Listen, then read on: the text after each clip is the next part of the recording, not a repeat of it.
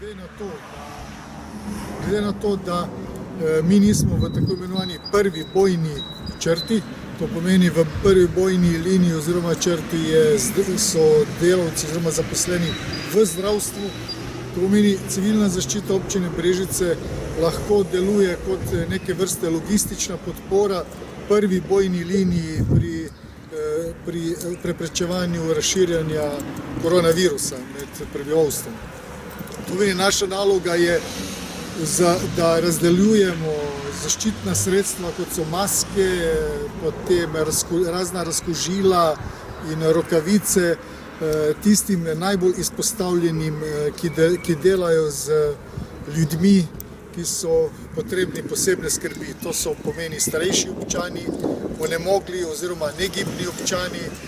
Oskrbujemo medicinske sestre, ki delajo v patronaži, oskrbujemo dom starejših občanov, oskrbujemo naprimer Ozaro, oskrbujemo center za socialno delo, seveda, ker te centre za socialno delo pač skrbijo in vsi te skrbijo za onemogle občane občine Brežice. To pomeni, da ne bi kdo pomislil, da imamo materialnih sredstev oziroma zaščitnih sredstev dovolj. Vse te zaščitna sredstva dobivamo iz Uprave za zaščito reševanje in dobivamo jih po kapljicah.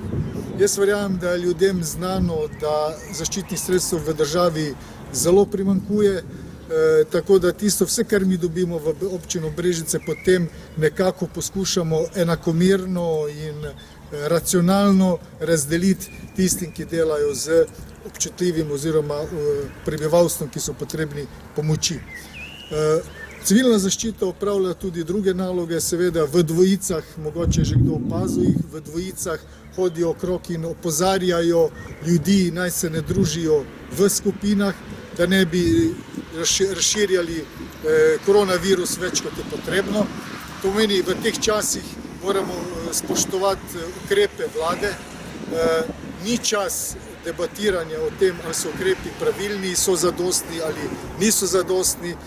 Mi moramo verjeti, da v stroko in v našo vlado, da izvaja ustrezne ukrepe in se teh ukrepov seveda držati. Jaz verjamem, da te ukrepi ne bojo več dolgo trajali, mogoče še kakšen 2-3 tedna ali mogoče mesec, potem moramo pa to vsekakor zajeziti, kajti ne moramo si po drugi strani tudi dovoliti, da bi naše gospodarstvo preveč trpelo, kajti že zdaj trpi. Pa da ne govorimo samo o gospodarstvu, tudi ljudem, marsikomu je v teh časih zelo težko, nekateri so doma, nekateri tudi posebej tisti SP-jevci in ostali nimajo v teh časih prihodkov, tako da mi se trudimo, seveda civilna zaščita občine Brežice se trudimo v največji možni meri in seveda po svojih zmožnostih. In brez ljudi, brez naših občanov in brez državljanov Republike Slovenije in njihovega sodelovanja pač ne bomo uspeli pravočasno zajeziti te pandemije.